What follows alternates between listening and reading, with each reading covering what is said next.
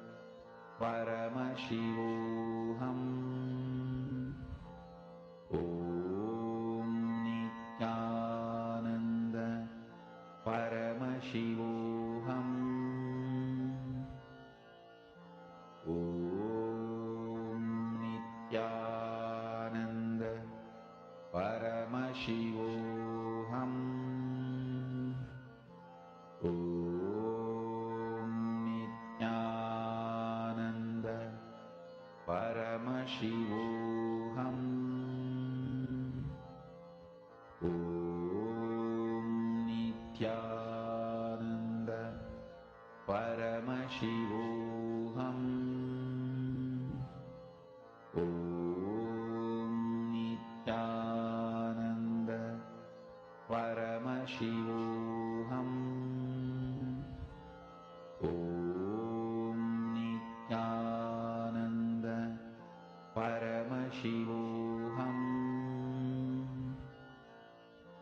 Om Nithyananda Paramashivoham.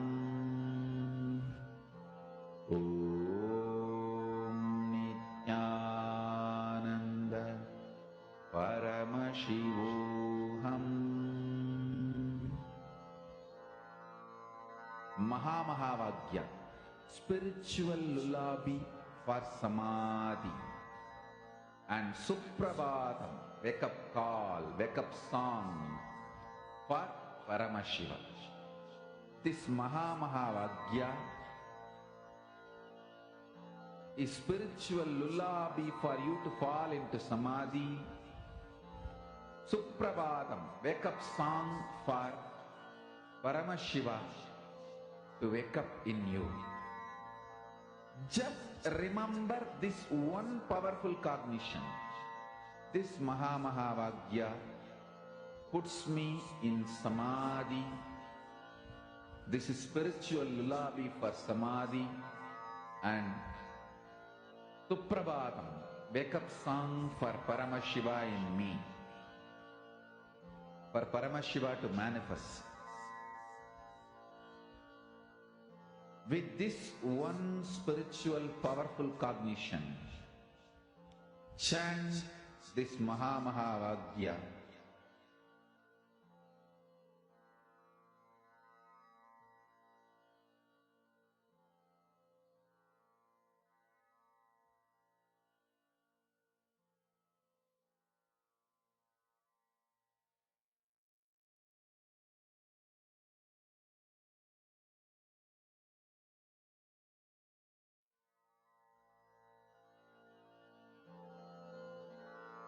Mahavagya, spiritual lullaby for Samadhi, and Suprabhatam, wake up call, wake up song for Paramashiva. For Paramashiva to manifest. With this one spiritual powerful cognition, chant this Mahavagya. Om Nithyananda Paramashivoham.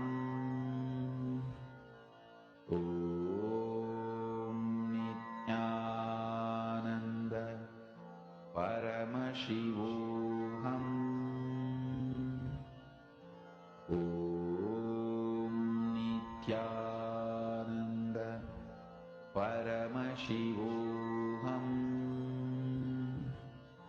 Om Nithyananda Paramashivoham.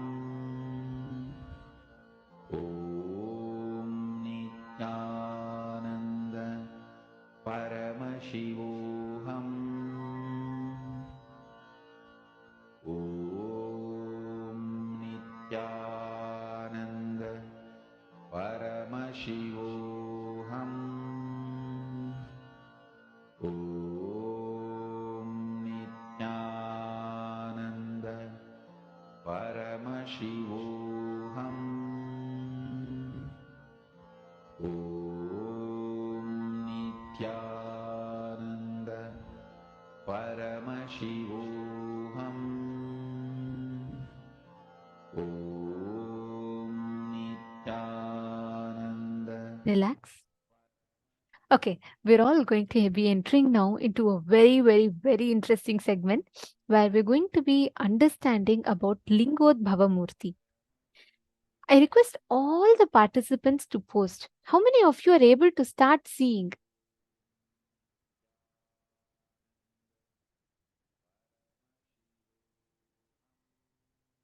Shane Desire, don't worry. See, what I would say is keep manifesting. I see Arjun Ravishankar is constantly trying to describe he's doing it. See, it doesn't matter. You may not be right on the first dot or the first attempt.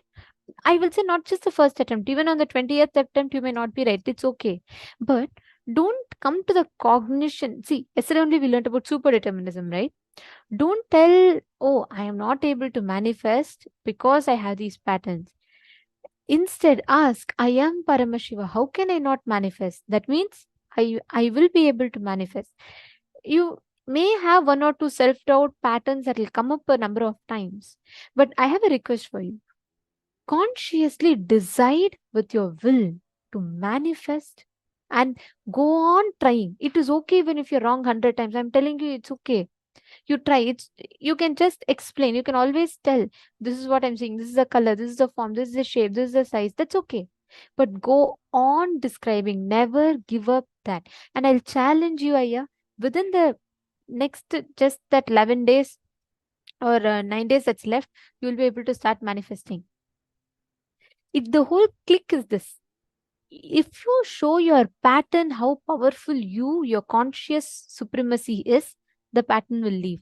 If you show yourself that pattern is big, then you will forget your own conscious existence. Understanding?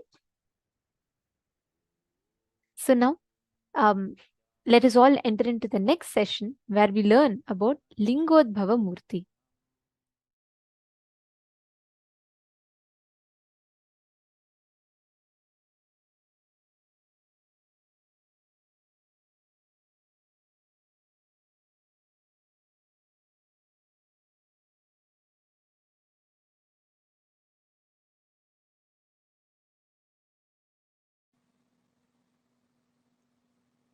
There is a space where time is not past, present, future.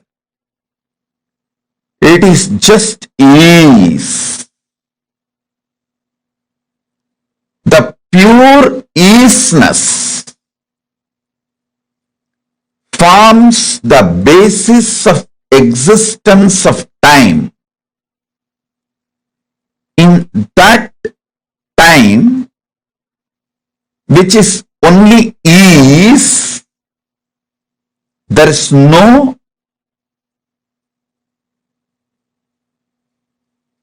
past, present, future. Past, present, future, all is ease. In that space, Paramashiva manifested all his 64 forms for various leelas. For example, Lingodbhava manifested to establish the supremacy of Paramashiva. Paratva of Paramashiva, Shiva Paratva, is established by Lingodbhava by showing Brahma and Vishnu their space and their manifestations.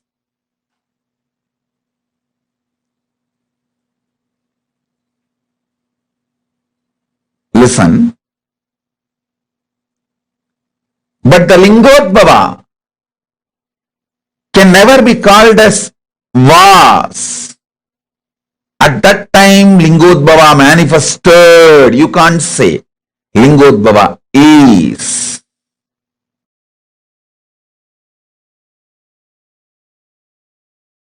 Paramashiva,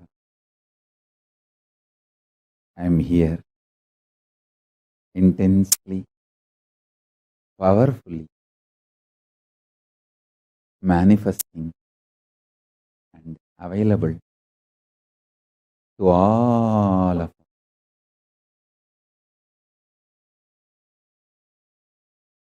Eternally radiating my own bliss from the Nishkala Swarupa, the space of Nishkala and Nirvikalpa, manifesting myself and extending, expanding as everything. I am here, available to everyone.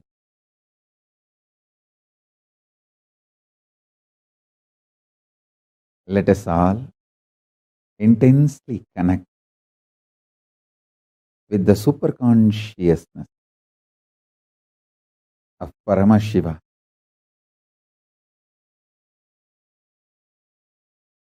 Settle down, start listening intensely. I will open my very core,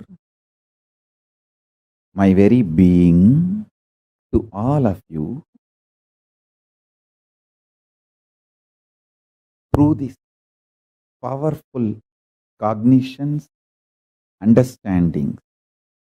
Decide to come to these powerful conclusions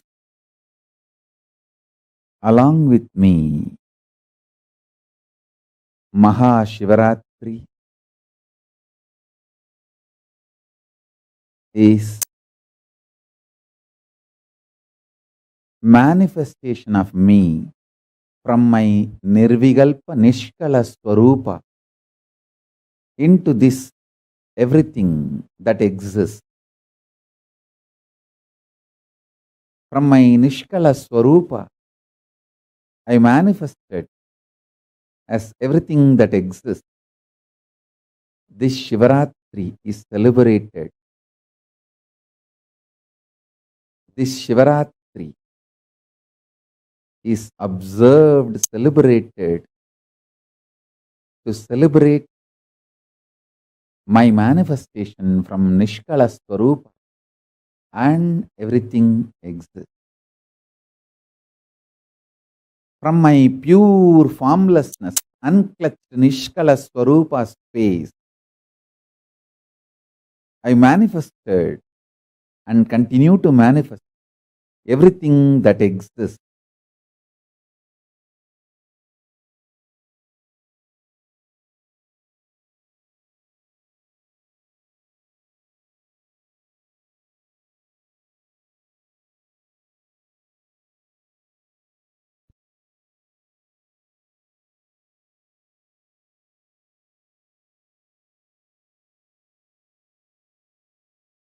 Nirvigalpa Niranjana Niradhara Nishkala Swarupa. From that space, I manifested as everything that exists.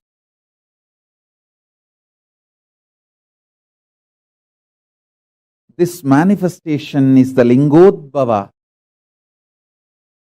in Arunachala.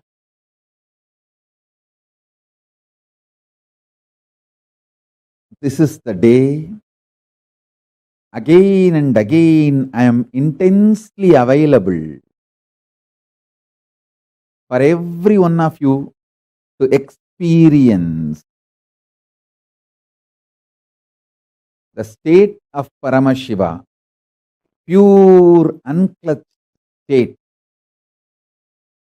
the space of Paramashiva, where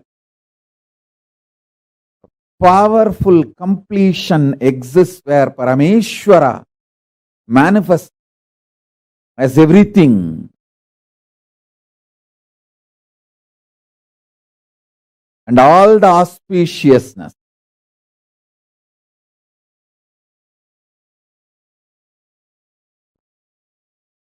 the powers of Paramashiva manifest as Parashakti, my own extension.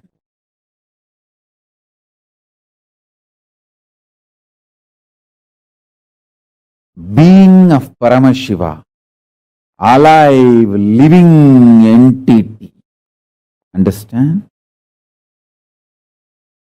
If you think your qualities are stronger than your identity, you will see Paramashiva also as the quality and less identity. If you think your identity is more powerful than your quality, you will think Paramashiva also is a powerful identity, less of his qualities. He is more his identity than his qualities. People who feel their identity is stronger than their qualities, they will connect with Paramashiva also with the same idea. You will feel Paramashiva also is a strong identity and his qualities come and go. There are some people who feel their qualities are more stronger than their identity. They feel Paramashiva also same. His qualities are stronger than his identity. So let us meditate on his qualities. But you understand one thing. Me as Paramashiva, I am strong in my identity and in my qualities. I am not just the totality of few qualities. I am more than any qualities you can imagine, visualize. All the best qualities you can imagine, visualize, all that put together and something more is me. Listen to this. By knowing how I exist, you will become me, because you will recognize you also exist in the same way. I am revealing the macrocosmic secrets. If you internalize these macrocosmic secrets, you will realize as a microcosm you also exist with the same principles, with the same understanding, in the same flow. Understanding. You exist in the same way I exist.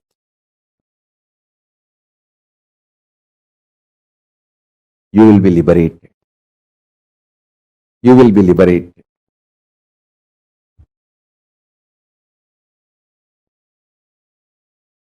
You will manifest me.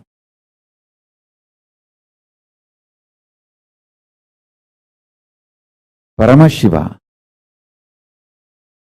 is all the best qualities you can imagine, all the best qualities put together, plus something more.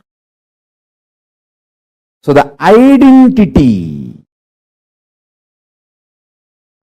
is also strong. That is why I am saying I am form, formlessness and more. I have an identity, I have being, I have all the Ananta Kalyana gunas, all the qualities and more. By meditating on any of my qualities or my identity, you will manifest me. You can connect with anything.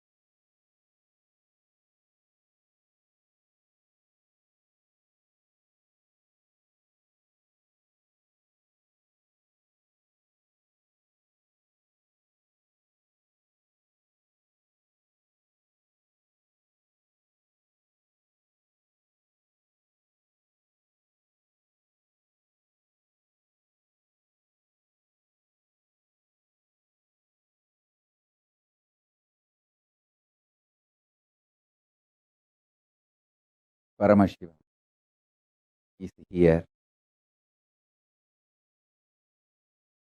manifesting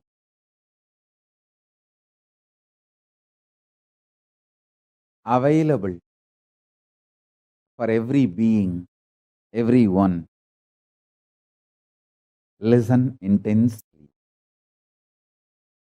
By internalizing the truths I am revealing, by coming to these powerful conclusions I am revealing, by connecting with these powerful cognitions I am revealing, you will realize your Paramashivatva.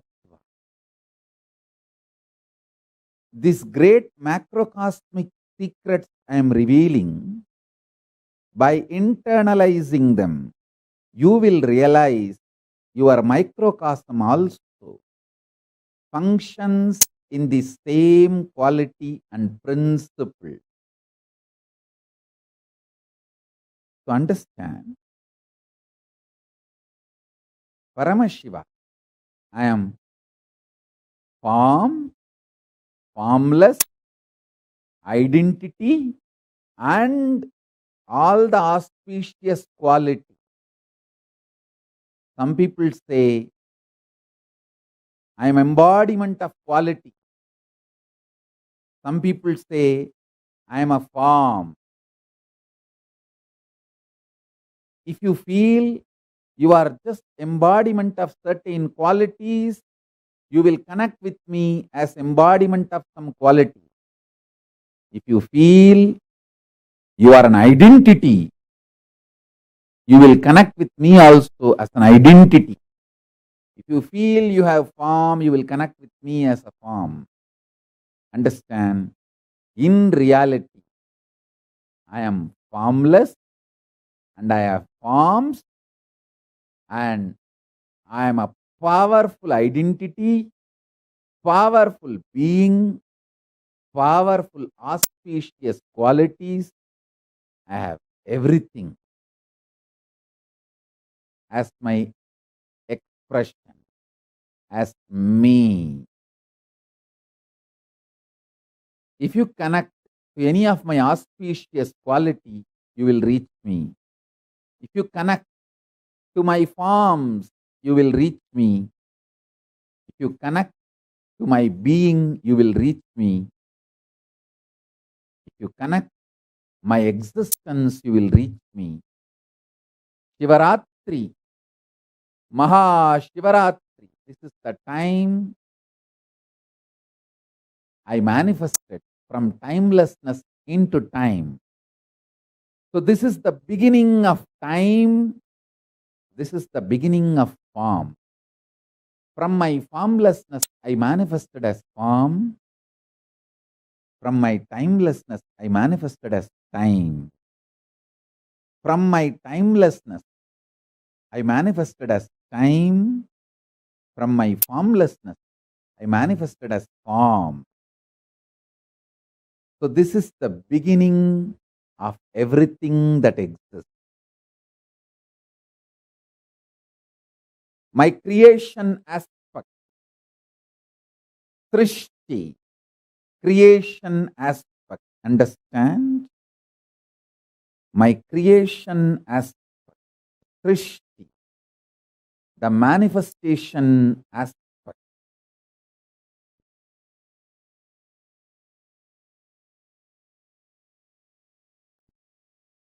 My maintenance dimension, Sthiti, sustenance dimension of this whole universe, and my rejuvenation dimension, destruction or rejuvenation dimension.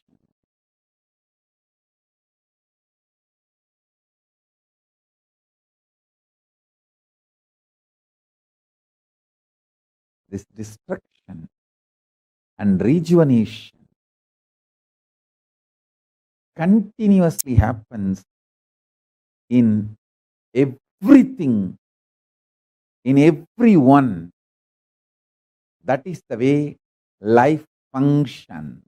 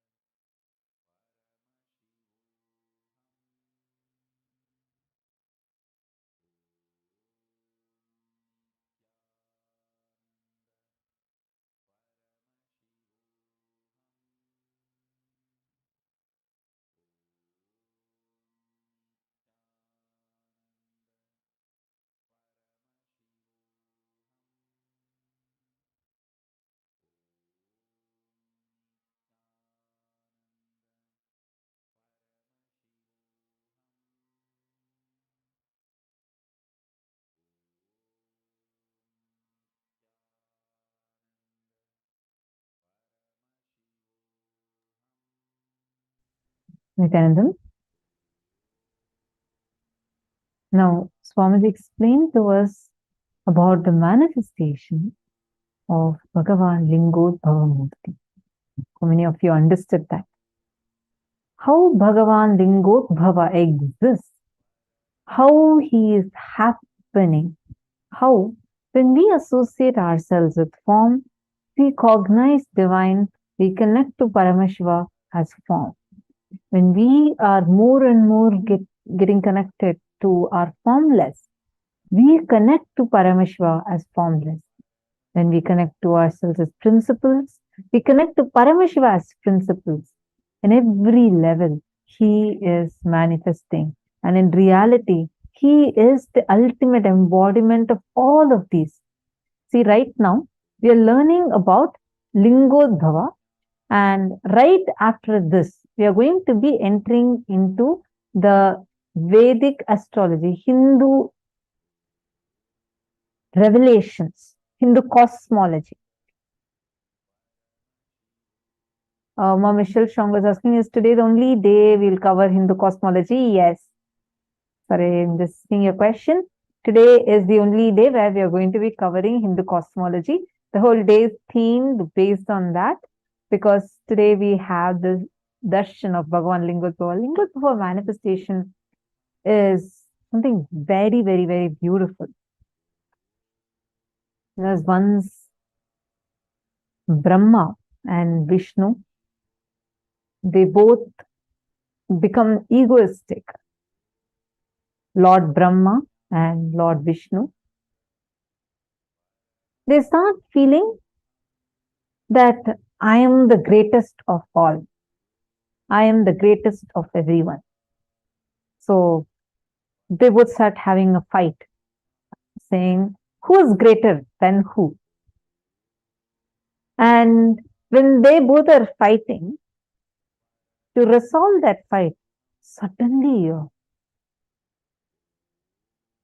light beam, intense light beam, fire. Actually, it's described as a huge beam of fire manifests, and that voice says, all right, let us have a competition. Who wins this competition will be considered as the most supreme. Rather than say, all right, come on. So the challenge is, you should either find the head or the feet of this form. So huge beam of fire. So they both decide, all right, done. One of us will find your head, one more will find your feet. So whoever finds this first, they become the winner.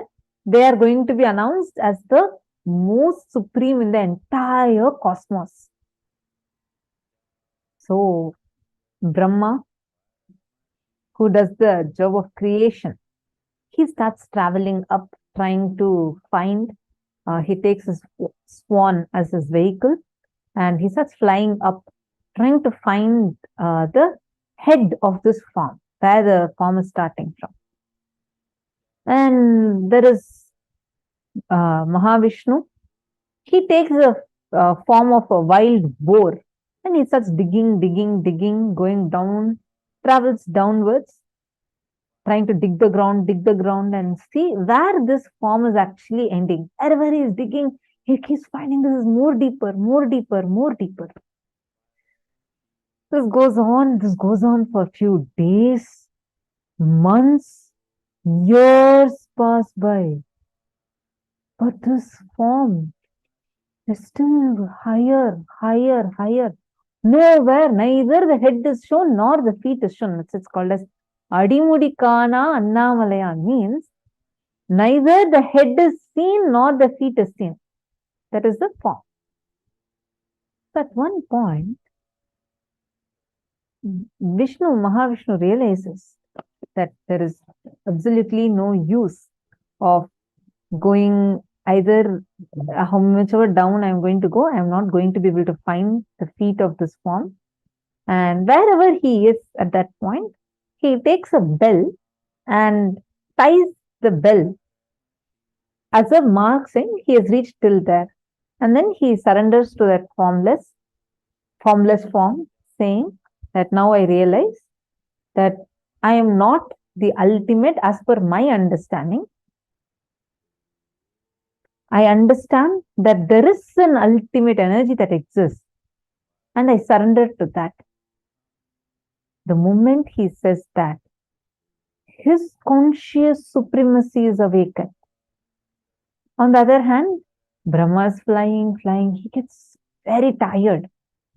But see, actually, Vishnu is the embodiment of wealth. Brahma is the embodiment of knowledge. Intellectual knowledge, not a real knowledge, but just intellectual knowledge. Even when you go behind wealth, thinking wealth is the ultimate, at one point, it hits you so hard that you realize either boredom takes over or you give up. At some point, you realize wealth is not the ultimate. There is something more in my life that I need to seek. That's why you see so many wealthy people will become seekers in their life. On the other hand, this partially digested, just intellectual, not experiential, just intellectual knowledge, those who have that will be very egoistic. It's a very dangerous path. Brahma is traveling in that path. And he is going up. Suddenly he notices one flower is falling down. He's so delighted seeing that. He goes and immediately catches that flower and he asks, where exactly are you falling from? The flower says, I was in Paramashiva's ear and I started falling from his ears. He had kept me in his ears. I started falling from his ears. And Brahma gets very delighted. He thinks he's closer to the head. So he says, oh, you're falling from his ear. That means I can find his head soon. And this flower laughs and says, how will you find his head? I have already seen 4 Brahmas before you. I've been falling down from his ears for last 4 yugas. So I have seen 4 Brahmas before you. You need to understand all these truths from, this is a real happening. From multidimensional logic, you need to understand. You might be wondering, what? I thought 1 Brahma, what is this 4 Brahmas? You need to know a little bit more, because in Hinduism, we have every few yugas together is only the lifetime of Brahma. And every few yugas, once Brahma again appears, a new Brahma appears. Anyways, so this is what the flower tells. But he decides, he says, all right, now I just need one help from you. I need you to be a false witness for me. I want to go and tell this form that I have found you in his head. And you should say, yes, yes, I found you in his head. This is a problem with partial knowledge. When you don't have the complete knowledge and just get stuck with intellectual knowledge, what happens to you? That's what happens to people who read, who keep reading some books, try their own techniques, but who don't have a guru in their life. And they never can actually experience it. They get stuck at this point and they get into this habit of spontaneous lying. So now Brahma and Vishnu both come to the form and say, first Vishnu says, I'm sorry, Lord. I realize now, I don't think I'm able to find your feet, and I surrender. I understand that you are the ultimate, and I surrender at your feet. Please bless me and enlighten me. On the other hand, Brahma laughs and says, you should surrender to me because I am the ultimate. Look, I found the head of this form and I got the flower as a witness, and laughs. Paramashiva just looks at Brahma. He appears in his form and looks at Brahma. From Paramashiva's jatas, Kalabhairava comes, and Brahma used to have 5 heads. He used to have 1, 2, 3, 4, and 5, one more on top.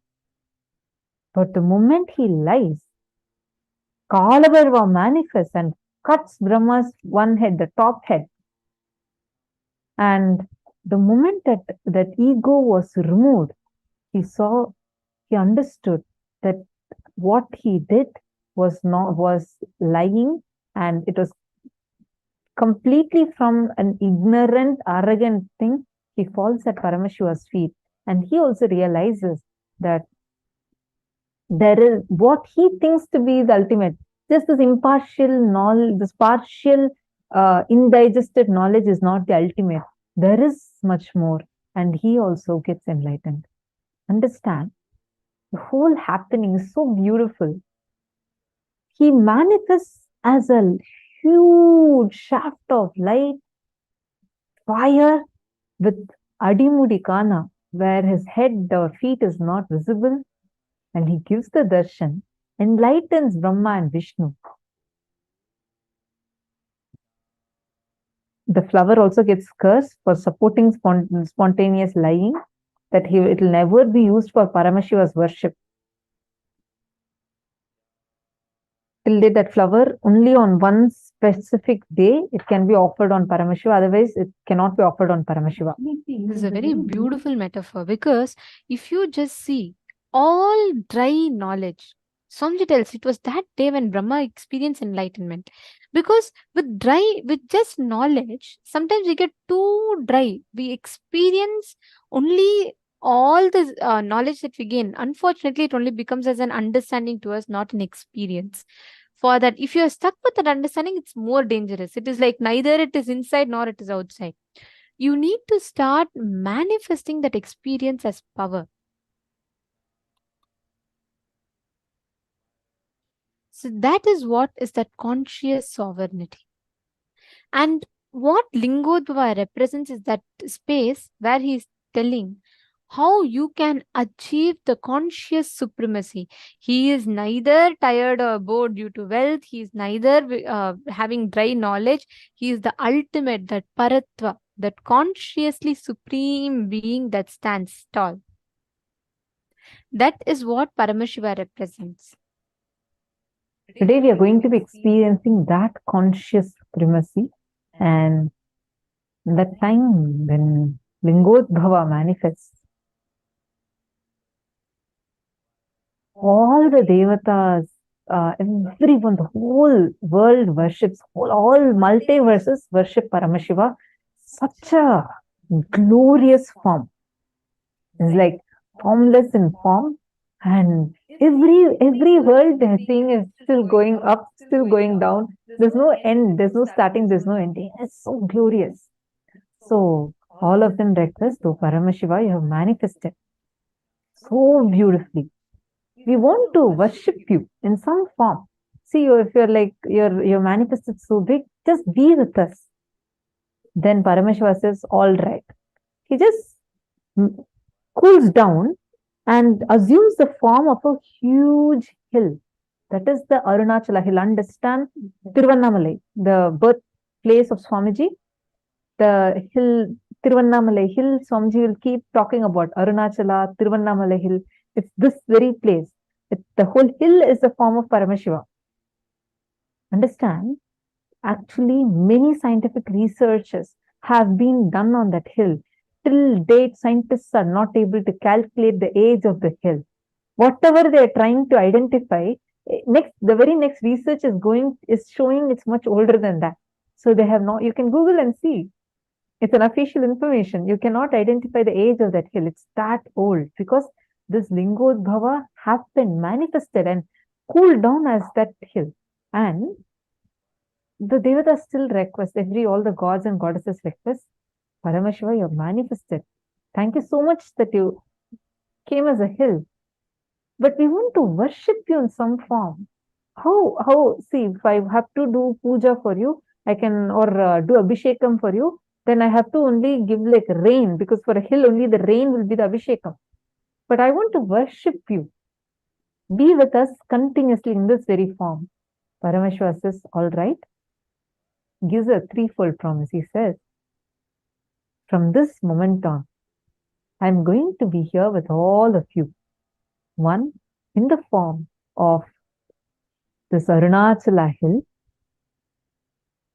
Second, in the form of Arunachaleshwara Linga. Third, through a continuous stream of living incarnations, I will happen here again and again and again. And true to his word, this time again, he has happened in Tiruvannamalai as our beloved Swamiji. This whole record is there in Linga Puranam, in Skanda Puranam, where you can very clearly read Bhagavan describing himself, giving the promise to the whole universe, saying he is going to be available through three forms: as the hill, Arunachala hill in Tiruvannamalai. Second, as the Linga, the deity of Paramashiva, the Shiva Linga, which is Arunachaleshwara Linga. Third, as a living avatar in Tiruvannamalai. And that's exactly where Swamiji happened, descended. And now he is manifesting for all of us. Today, just sitting at the comfort of our homes, we are going to be able to enjoy, experience the form which Brahma and Vishnu had to do so much to see his head and feet. We are going to experience him today. That is the Lingodbhava form. When you connect to this Lingodbhava form, right, you will be able to manifest the space, the power of conscious sovereignty. See, Swamiji tells, when you are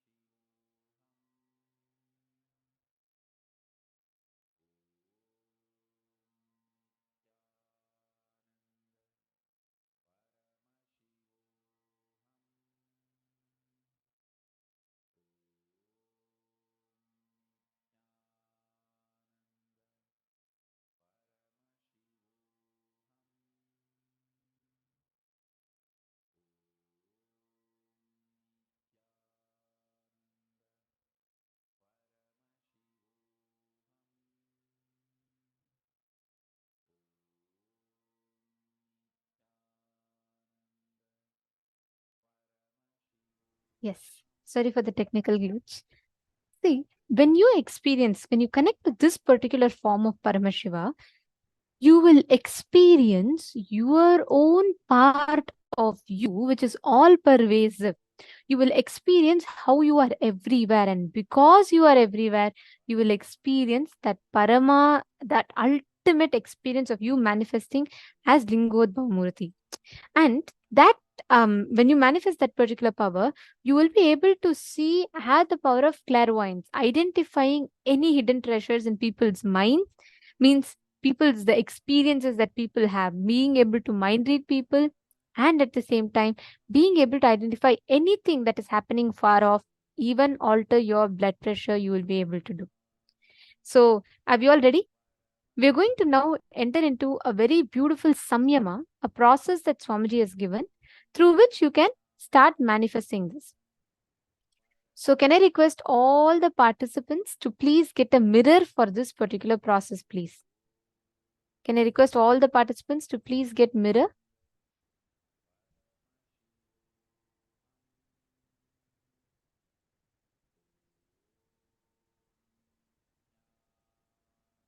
I request everyone to get the mirror.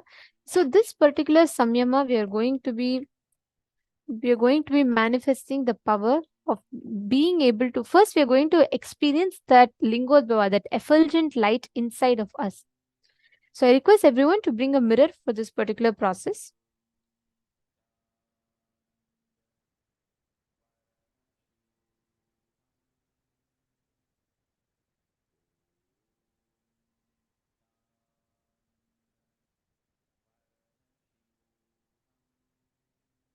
See, every one of us have a super physical self-effulgent light in all of us, which is shining in our eyes, which is shining through the skin, which is shining in our very being. We are now going to be identifying that part of us. We are going to be doing the samyama on that part. See, every one of us have the self-effulgent, that supremely bright, that shining light. See, even if there's no light outside, nothing, we all have a glow in our eyes. We all have certain glow in our skin. Every one of us. Your race, your gender, your beliefs, your religion, nothing matters. Every one of us have this part in us. That effulgence in us is that Lingodbhava, Linga Udbhava. Now, we are going to be doing the samyama by contemplating, trying to identify that light in us. No, Arjun Ravishankar is asking if you can use phone camera. No. You should not. Please bring a mirror and do it. You should see the mirror and you should see yourself. See, only mirror will reflect. There will be no other functions extra that happens in that. Do not use phone camera. Please use a mirror. Just find a mirror, some reflective surface.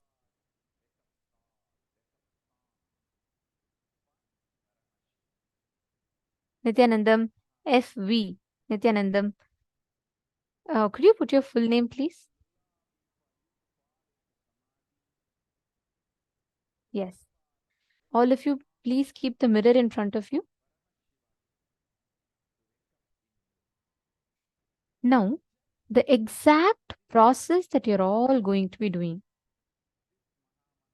You're going to be first looking at the mirror. Gaze into the mirror.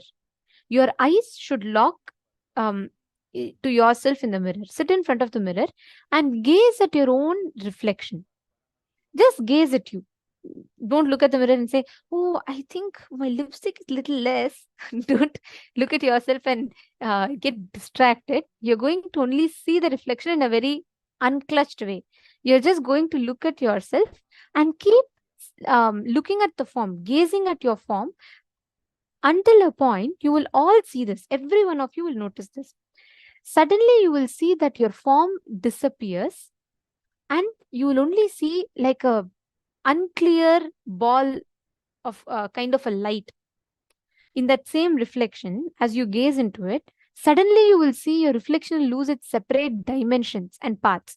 It will almost appear like just a lump of light.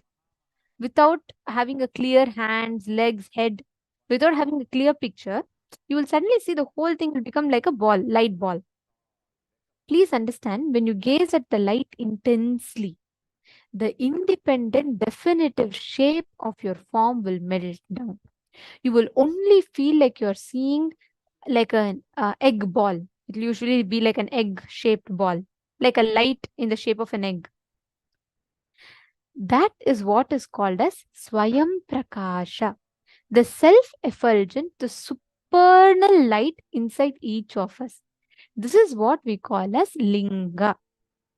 Understand, when you gaze at your own image, all the attributes you attributed to your own form will melt down. If you are able to see the light ball, you are a Lingodbhava. Means you have recognized your self-effulgent light inside of you. Now sit, gaze at your own reflection. Please hold the mirror in front of you. Keep looking at it. Don't focus. See, many times we tend to get distracted. Don't get distracted at how your features are. Don't get distracted into anything.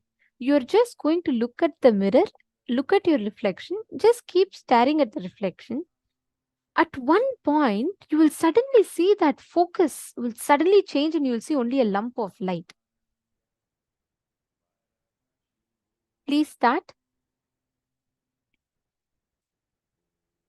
Gaze at the mirror.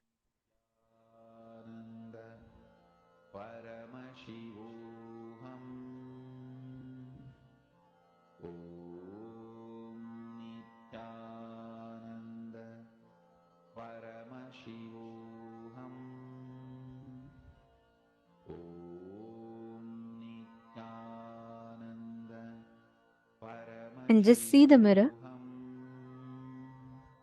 in the most unclutched form. Gaze at it. Look at your own reflection up until the point where your whole form disappears and you just see an egg-shaped light ball.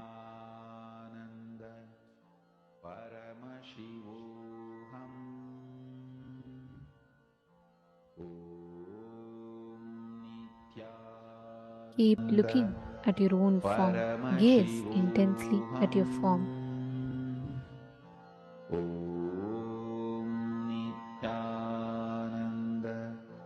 Paramashivoham. Om Nithyananda Paramashivoham. Om Nithyananda Paramashivoham. Om Nithyananda Paramashivoham. Om Nithyananda Paramashivoham. Om Nithyananda Paramashivoham.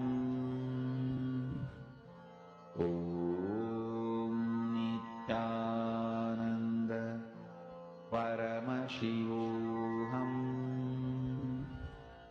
Om Nithyananda Paramashivoham. Om Nithyananda Paramashivoham.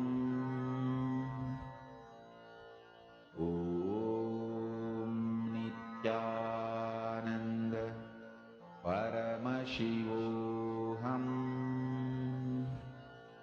Om Nithyananda Paramashivoham. Om